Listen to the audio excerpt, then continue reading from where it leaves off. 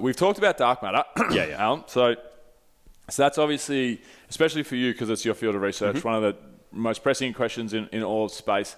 What are the other things at the moment that fire you up? Other things that you would say are like the big important questions that, I mean, aliens is one. I love asking astronomers or astrophysicists what put the ingredients of the Big Bang in the pinhead. You know, what happened before the Big Bang. Yep. But what fires you up about, the bigger questions in space and science? All right. So quite a few. I mean, aliens definitely one. Probability? Yeah, look, it's a case of, and I'm sure your listeners will be aware of the Drake equation, but essentially this is a way to break down our ignorance of the ultimate answer of how many communicating civilizations are out there.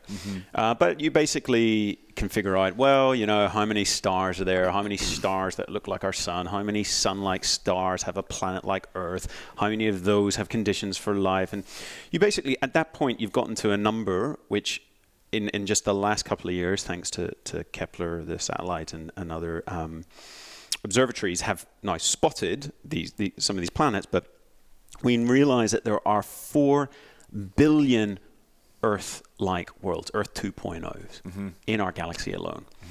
So then you ask, well, what's the chances that we are the only potentially habitable one of those 4 billion that is inhabited?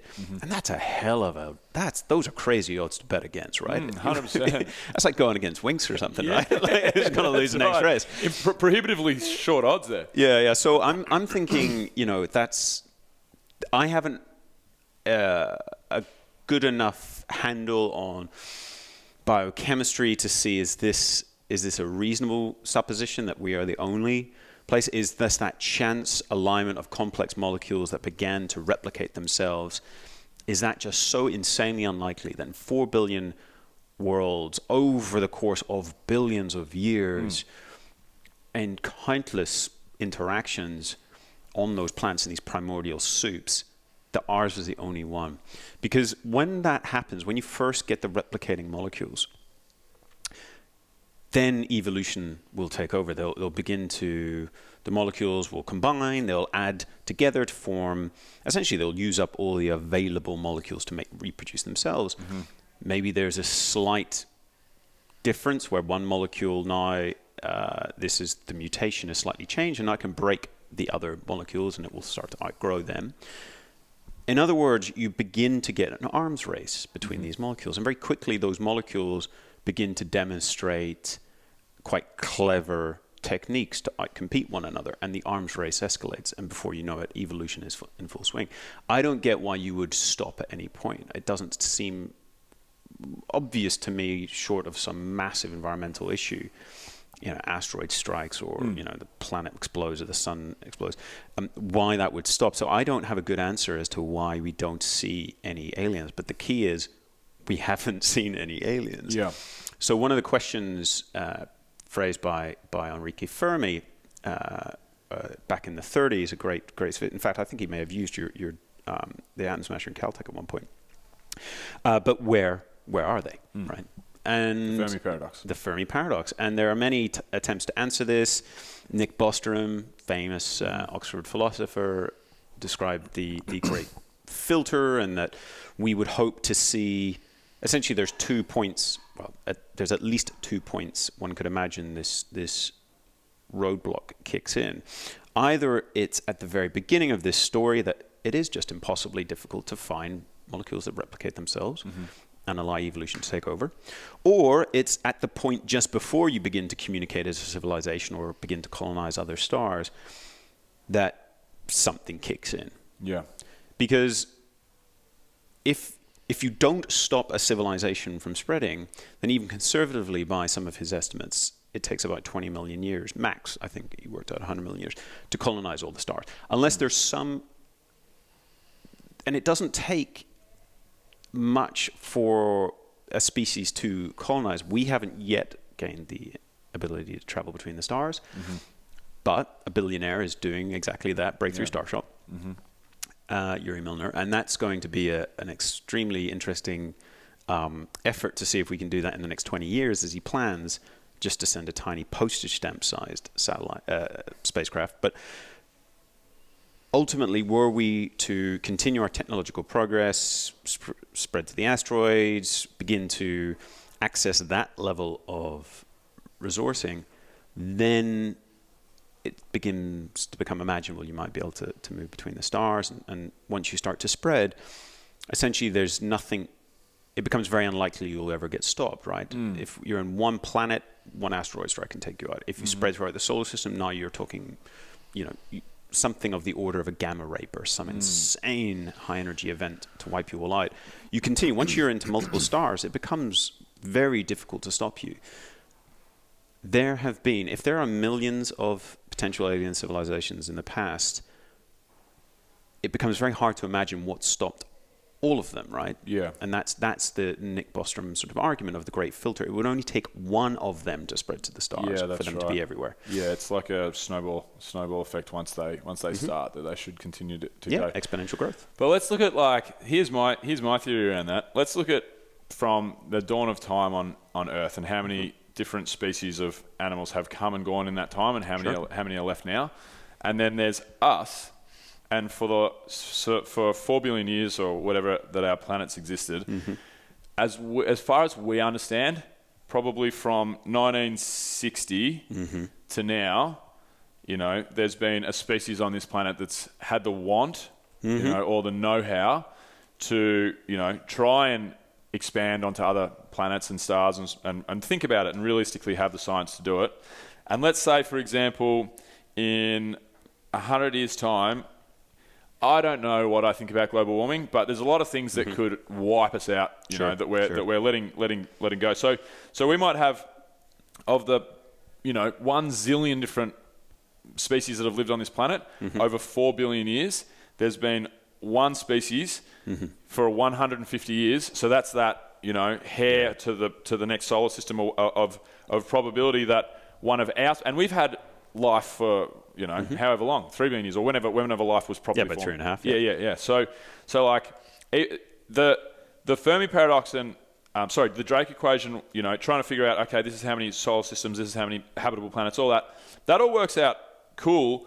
And then as I actually interviewed a guy from SETI, the main guy, I forget his name right now, top of my head, but they're Frank Drake. No, not Frank Drake. It's SETI. I've forgotten it right now.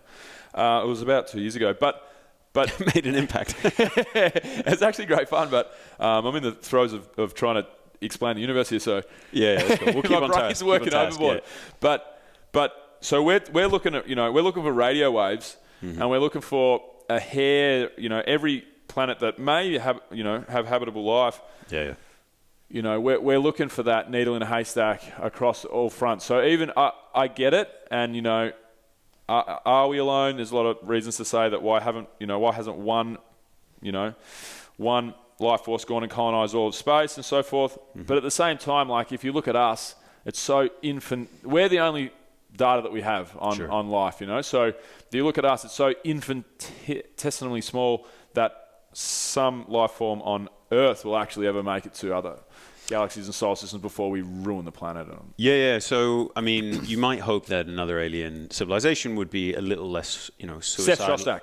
Yeah. Oh, right. Seth. Right. Yeah. Cool. Sorry. Cool. Yeah, I love Seth, and I was like, he's good. Why can't I remember his name? So, I guess what you're hoping for in the argument of Nick's would be that other civilizations are not so crazily suicidally hell-bent on destroying themselves and their own ecology and planet. So we're unique, aren't we? We seem to be remarkably self-destructive in that regard, or short-sighted. Is that every possible intelligence you could imagine that could arise in these billions of years?